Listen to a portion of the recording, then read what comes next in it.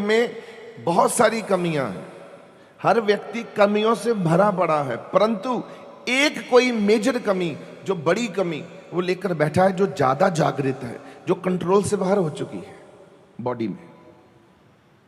वो कमी आपके अंदर से सबसे ज्यादा आपको दुख पहुंचा रही है और उसको आप लोग ठीक नहीं कर पा रहे। इसी कारण से हमारी अंदर की जो मति है, मति बुद्धि हमारी भ्रष्ट होई जा रही है। वो कमी को छोड़ने का मन बन गया, क्योंकि हमको लगा कि अब हम लोगों को, अगर हम हिंदू हैं, सिख हैं, मुसलमान हैं, कोई भी हैं, किसी क्षेत्र में भी हैं, कोई भी जात के हैं, किसी भी धर्म से जुड़े हैं, परंतु किसी भी तरह से हमको अपने आप को ठीक करना ही पड़ता है। ऐसा नहीं है कि हिंदू एग्जम्प्ट है, सिख एग्जम्प्ट है, कोई बहुत बड़ा गुरु धारण कर लिया आपने तो आप एग्जम्प्ट हो गए कि गुरु बैठा है तो सब चलेगा, कोई बात नहीं, महाराज जी आप बैठे हो, सब माफ है। माफी एक एक्सटेंड तक है, माफी तो उसके पास है ही है। सर्वधर्म परित्याज्य मामेकम शरणम व्रजा, वो तो बोलता है मेरी शरण में आ जा तो मैं पाप मुक्त करूंगा। अहम त्वाम पापा भयो मोक्षयामि सा सुचा, मैं तेरे मुक्ति दूंगा, परंतु तेरे पे ऐसी कृपा करूंगा कि आगे से तू पाप करने वाला भी नहीं रहेगा।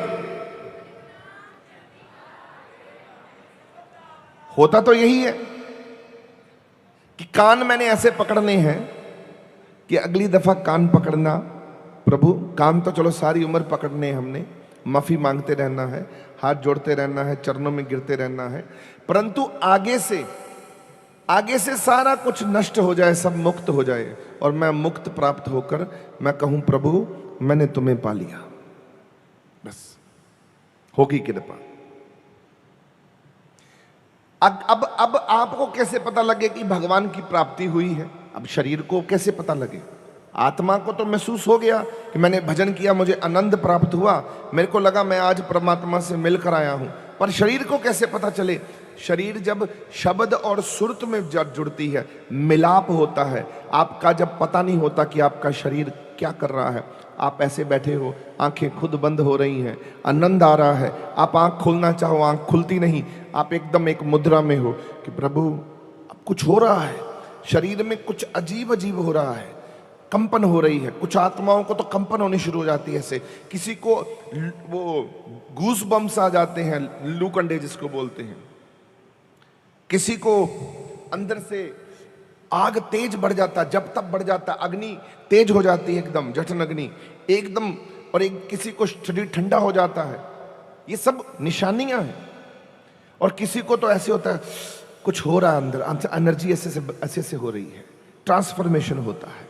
तो भगवान की जो एनर्जी है वो मिलाप कर रही है आपसे, वो देख रही है अंदर आके कि सारा कुछ ठीक है, कहीं आपका शरीर मिलने के लायक ही ना हो और वो मिल ले, आप तो फट जाओगे, आपका तो स्वाहा हो जाएगा। आग के पास हाथ डालो तो हाथ पे क्या होगा? क्या होगा? क्या होगा? सड़ जाएगा।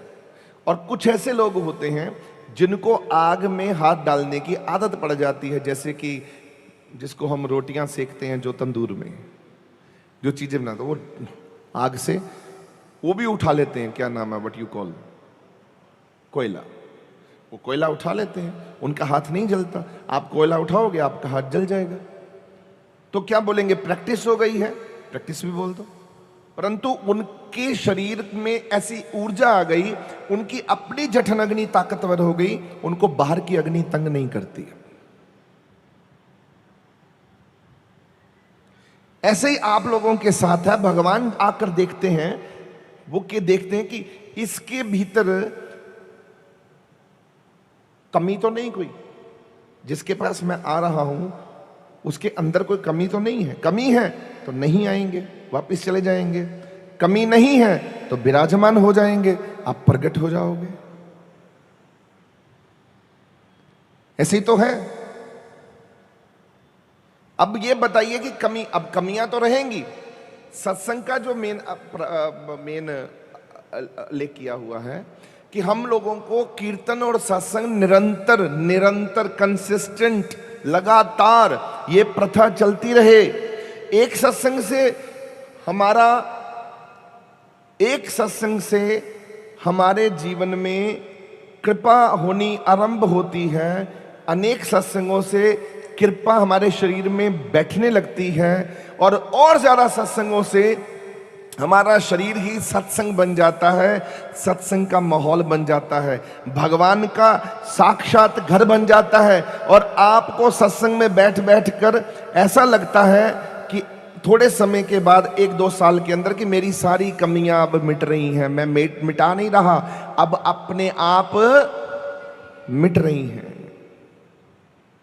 आप देखो ना, आप पहले से कितने बेहतर हो गए हो। आपका जो पहले जो रवैया था, बात करने का स्टाइल था, बात करने की जो आपकी एक शक्ति थी, आज चेंज हो गई है।